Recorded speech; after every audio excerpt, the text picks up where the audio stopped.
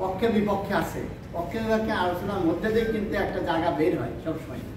সেটা অনেকের মনে কোনো কারোর হয়তো বক্তব্য খারাপ লাগছে, অনেকে ভালো লাগছে, অনেকে নিজেরা দিয়েছেন হয়তো নিজের অভিজ্ঞতায়।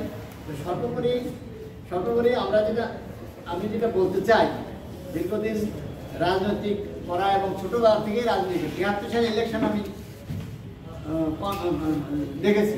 আমি যখন পড়ি লিবারেশন পিরিয়ড, যখন যুদ্ধ হয় তখন আমি 9-এ পড়ি, অর্থাৎ লিবারেশন পিরিয়ড আমি দেখেছি এবং হাতে গোনা অবস্থান দেখেছি। সে সময় অত্যাচার অত্যাচার হয়নি যে আমাদের মাগুরার একজন ইংরেজি শিক্ষক ছিল আমাদের মহাবিদ্যালয়ে, তার বোনকে ট্রাকের নিচে বেঁধে সারা পথ টানা হয়েছিল, সৃষ্টি দিল সব। লিবারেশন পিরিয়ডে এরকম অত্যাচার হয়েছে, সেগুলো আমি দেখেছি। যাই হোক, সেগুলো আমি ওই দিকে যাবো না। আমি যেটা বলতে চাই, তখন ধরে আদর্শের কথাই হচ্ছে। আমরা কিন্তু সবাই সকল রাজনৈতিক আদর্শ থেকে বিচ্যুত হয়েছি। আজকে বড় রাজনৈতিক দল বিএনপি অনেক কথা বলে। আমার জিয়াউর রহমান সাহেব যখন দল করলেন, তারপরে খালেদা জিয়া সাহেব যখন ক্ষমতায় ছিলেন, তখনও দেখেছি আমার গ্রামের পার্টি যখন গরু এক হাটে গরু নিয়ে যাচ্ছে, চাঁদা ধরে সেই গরুকে পিটান হয়েছে। চাঁদাবাজ মস্তান তখন কিন্তু কম ছিল না। একটু বলি, আমার কথা শুনে, আমি যখন ছিল কাজী কামারের ইলেকশন হলো, তারপরে বিএনপির পরবর্তী ইলেকশন যশোর এলাকায় যেহেতু পড়ি, সর্বহারার অভাব ছিল না। সেই সর্বহারার সমর্থনে মাহমুদুল হক সাহেব একসময় ইলেকশন করেছিল, জেনারেল মাহমুদুল হক বিএনপি সর্বহারা সত্য চায়। অতএব জায়গা কোথায় আমি এতদিন ধরে যা বুঝতে পারছি, আদর্শ হলে আসল জিনিস। কোনো রাজনৈতিক দল যদি তার আদর্শ নিয়ে চিন্তা করে, কোনো রাজনৈতিক দল যদি তার নেতাকর্মীদের ট্রেনিং দেয় যে এইভাবে চলতে হবে, এইভাবে চলো, এখন ইদানিংকালে কিন্তু তাদের যা বলতেছে, কিন্তু তার কথা শুনতেছেন। আমি সেদিনে বললাম যে গ্রামে গেলাম, বিএনপি আমরা তো মনে করছে ক্ষমতা আছে, আমি সেক্রেটারি হবে, যে সেখানে দাঁড়ালাম। সে বললো যে এর মধ্যে আমি দাঁড়ানোর পর 5-6 লোক আসলো। কি করলো? বললো যে আজকে যদি ও না যায়, তোমরা সবাই তার ধরে নিয়ে চলে আসবো। তাহলে এই চরিত্র যদি এখনই থাকে, তার ক্ষমতা পাওয়ার পর কি হবে? অতএব আমি এখনো বলছি যে ছাত্ররা বিপ্লব করেছে এবং সেই ছাত্রদের মধ্যে যেমন আদর্শ চিন্তা ভাবনায় এগিয়ে আসছে। প্রতিটা রাজনৈতিক দলের ভিতরে আদর্শ তৈরি, দেশপ্রেম তৈরি করতে হবে। এবং আমরা নিজেরা যদি আমরা ক্ষমতা লোভী হই, কি হয়েছে? সেই বিএনপির সময় ছিল টিআর কাবিখা, টেস্ট সিস্টেম কিন্তু তৈরি হয়েছিল জিয়াউর রহমানের সময়। আপনারা সবাই জানেন কিনা জানি না। তখন খুব দুর্ভিক্ষ, যখন জিয়াউর রহমান ক্ষমতা আসলো, প্রথমেই বিভিন্ন দেশের থেকে খাদ্য আমদানি করে টেস্ট প্রথা চালু করা হলো। এই শেষ টেস্ট পরবর্তী টিআর কাবিকা রূপান্তরিত হলো। এই টিআর কাবিকা হলো কি জানেন? আমার দেখা মতে, আমার চিন্তা ভাবনায়, এরা হলো অন্যায় এবং দুর্বৃত্তায়ন তৈরি করার একটা পথ।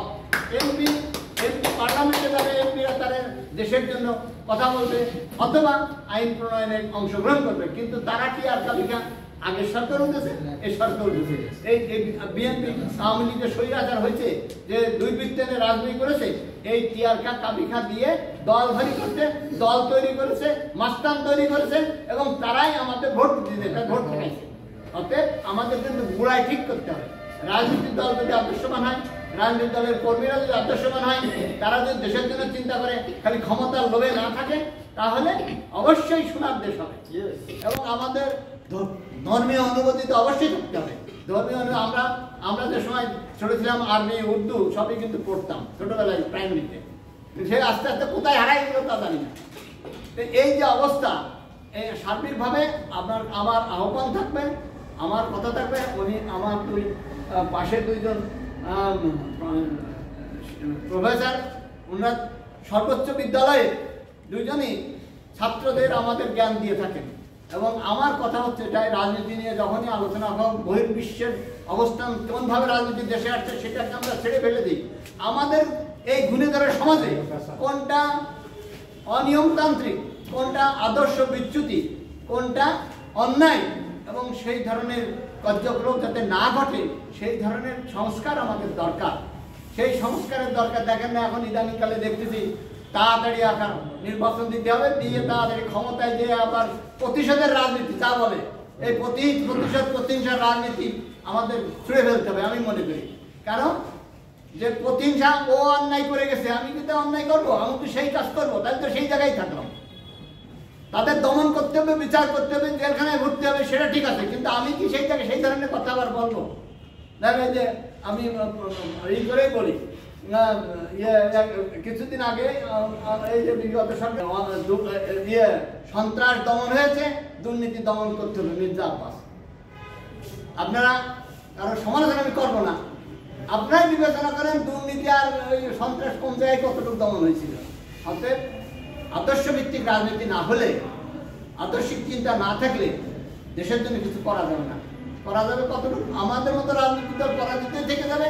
ওই মাস্তান বাহিনী, দুর্বৃত্তায়নের রাজনীতি, ধর্মকে যারা উড়াই যায়, ধর্মকে যারা পালন করে না, এই সমস্ত রাজনীতি দল যদি দেশে আসতে থাকে বা আসে, আমাদের অবস্থা যতটুকু 36 আন্দোলনে যা গেছে তার চেয়ে আরো সামনে ভয়াবহ অবস্থা। আমাদের এলাকায় কিন্তু সন্ত্রাস সরবরাহ বেড়ে গেছে। আমি বললাম, আমার একটা উদাহরণ বললেন না আপনি, এটা আপনি দমন করবেন কিভাবে? এখন এই যে তত্ত্বাবধায়ক অন্তর্বর্তী সরকার, তাকে শক্ত হতে হবে, তার শক্ত লোক নিতে হবে, সবার মতামত নিতে হবে। কিন্তু কি অবস্থায় হচ্ছে তা আমরা জানি। আমাদের কথা তার শোনানোর সুযোগ নেই। তারপরে যাদের কথা শুনছে তারা কেমন চিন্তা করছে, তাদের বিগত ইতিহাস জানা দরকার। আমি যেমন আমার ব্যক্তিগত জীবনের অনেক কিছু জানি, আমি বলতে পারি যে ওই কোন সময় কি হয়েছিল। যারা জানে নাই, দেখে নাই, তারা কি বলতে পারবে? অতএব এইরকম জানা বা বাস্তবতা এই ধরনের চিন্তাভাবনা নিয়ে আমাদের পরবর্তী বাংলাদেশ হওয়া দরকার। সেই বাংলাদেশ হোক এই প্রত্যাশা করি। আপনারা সবাই আমি যে কথা বলছি সেটা বুঝতে পারছেন। আমরা একটা শেষ কথা, রাজনৈতিক দলটাকে চর্চা করতে হবে, সততার চর্চা করতে হবে, আদর্শের চর্চা করতে হবে। যদি তা না করে এইসব ক্ষমতায় যাওয়া দলদের দেশ ভালো হবে না, সেটা আমরা চাই না। আমরা চাই যে আদর্শিক চিন্তা ভাবনায় দলীয় নেতা কর্মী ট্রেনিং দিক, গণতন্ত্র হোক, স্বৈরতন্ত্রই হোক, যদি লোক ভালো হয় সব ভালো। আমি যদি ভালো না হয়, আমি যদি আদর্শ চিন্তা না করি, আমার দেশ ভালো হবে? যত ধর্মীয় দলীয় বা অন্য দলীয় আর এক দলীয় যত কথাই বলি, আমার তো ঠিক হতে হবে। আমি তো ঠিক না, আমি ঠিক না লিখে আদরে করবে। অতএব আমাকে ঠিক করার জন্য দল সুন্দর করতে হবে। যত রাজনৈতিক দল আছে, যদি সব রাজনীতি একদিন হতো তো আমি যদি বলতাম, কিন্তু সে সুযোগ কপালে হচ্ছে না, আমাদের হবো না। তো যাই হোক, সবার কাছে অনুরোধ থাকবে, আমার দলের প্রতি নির্দেশ, সবাইকে আমরা আদর্শবান চিন্তা ভাবনা নিয়ে এগিয়ে যাব এবং চেতনা তো থাকতেই হবে। যে চেতনার মধ্যে দিয়ে সুন্দর বাংলাদেশ গঠিত হয়, সেই পক্ষে আমরা আছি। সবাইকে ধন্যবাদ। আজকে এই সময়